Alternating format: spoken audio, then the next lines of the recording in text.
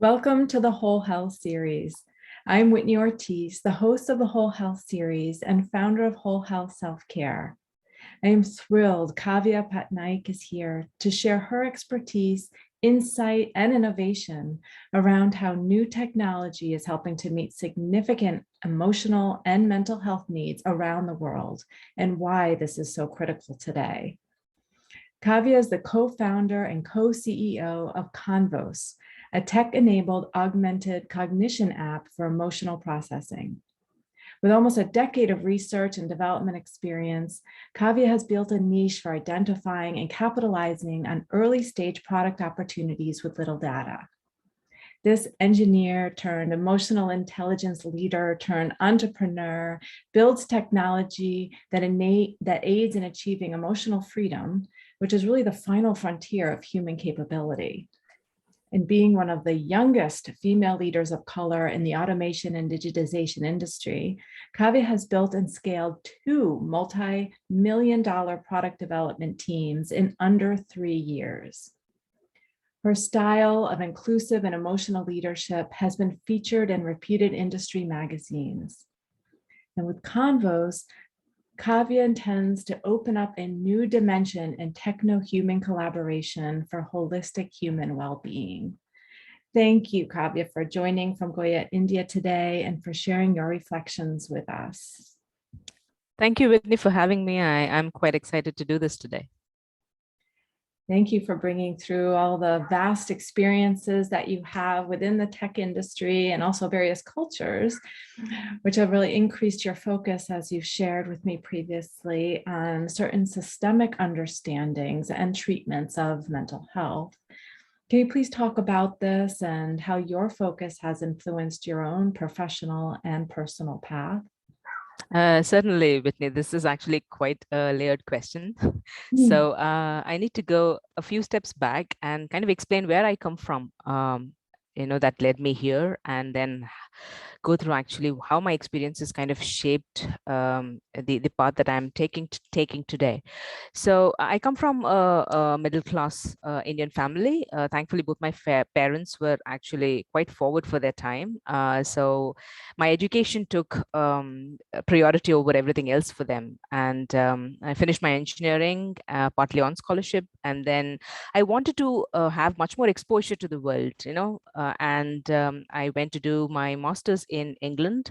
And once I finished that, at that time, automation and digitization was all the rage, converting industries where manual labor was the main way of doing things, but using technology. That was very exciting. And mining was one of those, domains that I really wanted to change because it's very, very people intensive and it's very risky. So that is where my journey began in terms of automation and digitization. And over the past decade, I have lived in 3 different countries. And worked in 3 different countries, come across various people with their different backgrounds and their opinions about the world. And it's been quite a learning experience for me. So as a female brown person, the first time I was out of my country, I came across quite a few interesting experiences that shaped how I thought about people's perception of emotional responses, particularly coming from someone they don't know. The first of such experiences was like in one of the meetings that I was attending. I responded in a little higher tone pitch because I cared about the problem that we were trying to solve, and the entire room kind of fell silent. And later on, I realized that maybe this was not, considered politically correct. And being a quick learner and wanting to actually climb the ladder much more quickly than a lot of other people, I started to change the way I behaved in situations to fit into the narrative of the people that I was working with. And as this happened over a period of, 4 to 5 years, I started looking at myself and kind of not recognizing myself anymore. As a female, you bring in a different kind of intelligence when when you're in a work situation or in a social situation. But the infrastructure that the world is working in, or the framework that the world is working in right now, kind of beats that out of you. It's not encouraged to have female intelligence, so it doesn't work. So slowly, I started to kind of turn into someone very rigid and unyielding, who like which I am not to begin with. So that kind of forced me to firstly look inside myself as to why is the perception of people changing me so deeply, that I have become someone that I do not recognize or not appreciate anymore. And that was the starting point for quite a lot of my search now. um, and with this, I started observing my surroundings a lot more, like how people respond to other people, particularly the emotional responses of others. And if you see, actually, the emotional responses coming from someone who is a little different, particularly women of color, of the oppressed or the minorities, has always been questioned by the mainstream culture because they don't fit into the mainstream narrative. A good example of this is, actually, there is an article in Harper's Bazaar by Gemma Hartley. She talks about how we call women as nags. And this is actually something that is joked about in the mainstream culture quite a lot. But the main reason is that women pick up most of the emotional labor in at work, at home, and quite a lot of other social situations. And this is kind of perceived as being nagging or complaining. And um, uh, and we like a lot of stereotypes around this. For example, we call black women as angry. This is how kind of bias creeps into the society with, and the basis of this stereotype is itself bias. And this is when I started looking into how people perceive emotional responses, what forms their basis, how is emotional well-being perceived, and what is their reference. And as I researched, I found that around like 99% of the accepted science based on which our existing systems, social systems, and predominantly the mental health care systems are built, is based on the research done with a very small set of people, which we now call the weird, basically the white, educated, industrialized, rich, and democratic community. Now, their contexts, their problems, and their stories form the basis of the system that we are trying to live within. And as I dug a little more deeper, I was amazed that any emotional hurdle that you have, there is a pill for everything. So there is a medical term for everything. Then this medicalization of emotional health and mental health, like it's a one size fits all approach. Like you apply this to anyone and this will solve their problem, not essentially solve, but they can cope with it, kind of made me very angry. And this is not a very encouraging trend, mostly because the relevance of these interventions that we have in the system, when you put them in context with the person's cultural, economic, and social background, is often weak and most often non-existent. So in a way, it feels to me that we have a ready-made system, kind of supported by research done with a very small community of people, and of course, because of which it is skewed, we are trying to shove this system down the throats of people for whom it might not make much sense, it might not be useful, and in some cases even harmful. So the realization of this actually hit me very hard, and these experiences kind of took me towards where I am today. And that is how I came across building what I'm building today. Wow.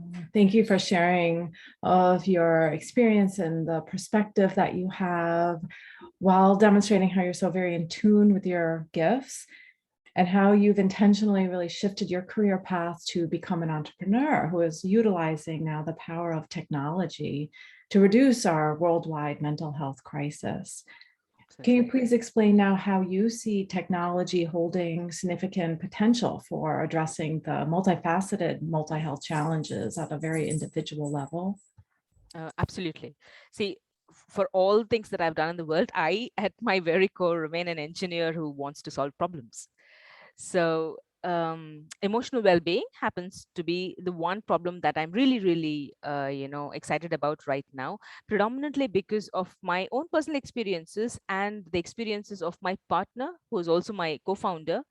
Harish. And when I met him, and we started, going out together, I realized that like most of his time he spent in kind of fighting a lot of emotional challenges, and he is a diagnosed ADHD. And the fact that he might have lost up to a decade of his life in fighting with emotional problems because he's trying to fit into the existing, narrative, or the world that we have built, which is very neurotypical, made me feel very strongly about changing the systems that force people to do this. um, like an ADHD person apparently loses on an average 16 to 18 years of lifetime, and this is such a waste of human potential. And this kind of solidified my intent towards solving the problem, which is equitable emotional well-being for all. And one of the earliest questions in that path was that why do people not seek help, earlier and easily? So why do not people rely on systems that probably can give them emotional support, and other people that can help them? A very simple example for this is, like, how many times do you use a Google search on a daily basis? Oh goodness, at least 10, maybe even 15, 20, depending on the day. Exactly. So if it was that you had to ask somebody for this information, a human being for this information, 10 times a day, would you do it with the same frequency? No. So there is an inherent psychological barrier and a cognitive load that comes with seeking help from another human being, another living, breathing human being, that comes with their own biases, that comes with their own life problems.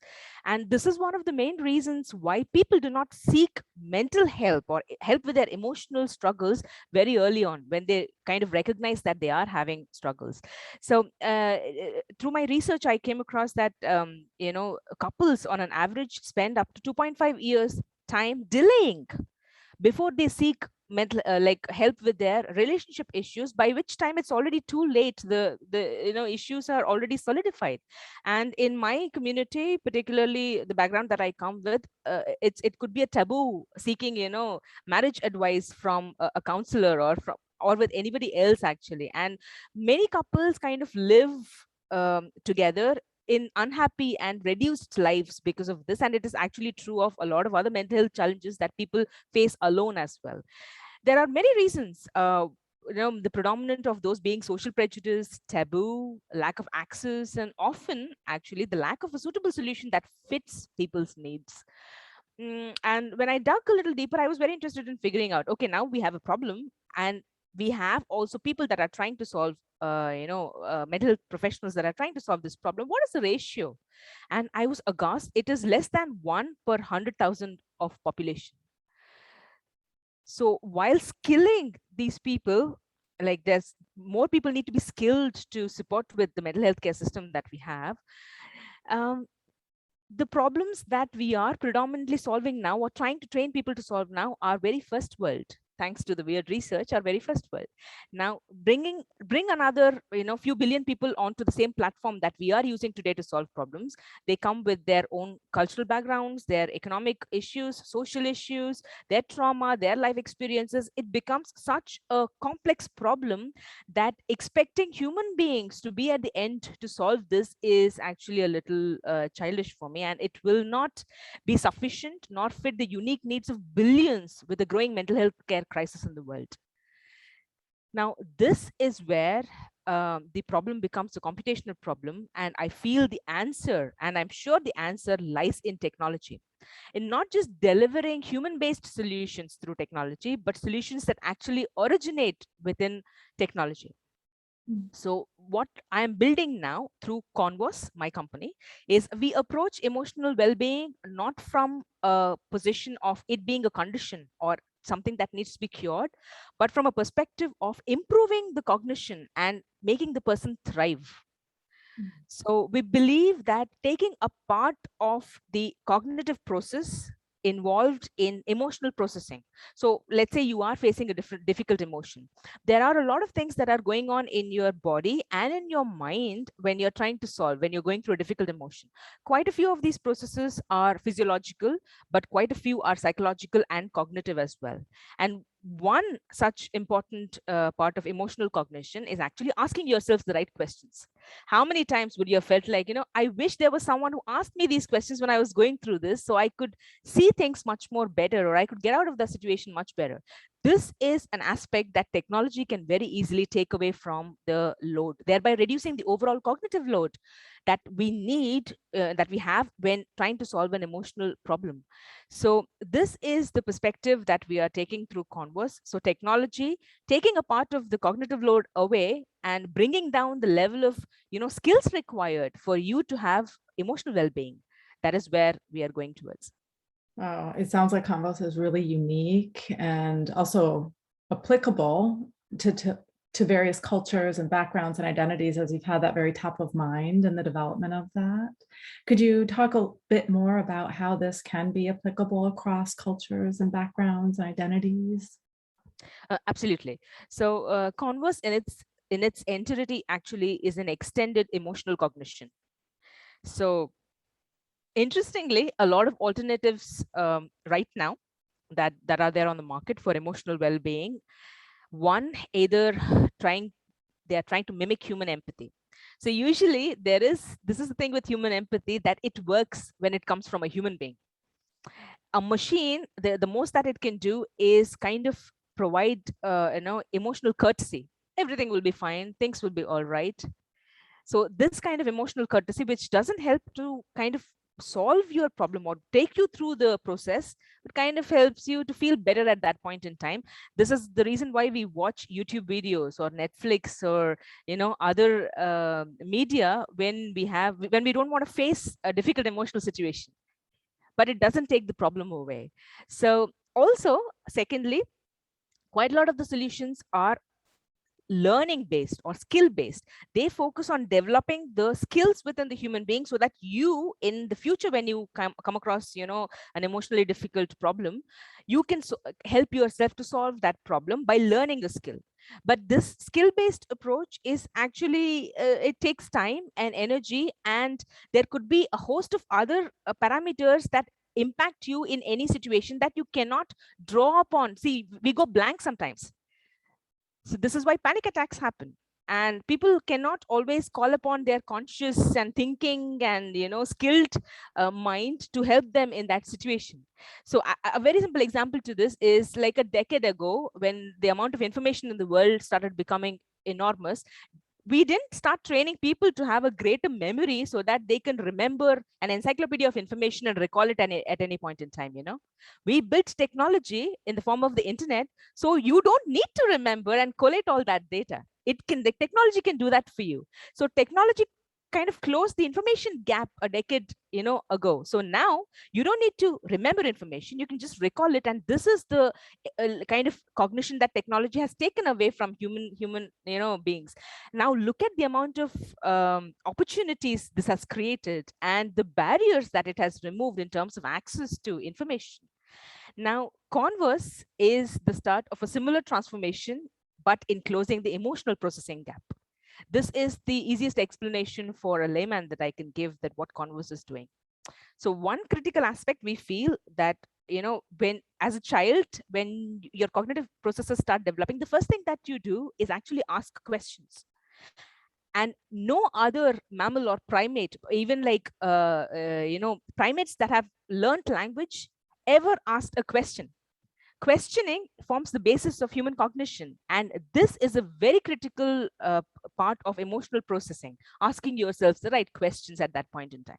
Now like I explained, this takes enormous skill to do this by yourself, or you need the right kind of people around you, which most often doesn't happen.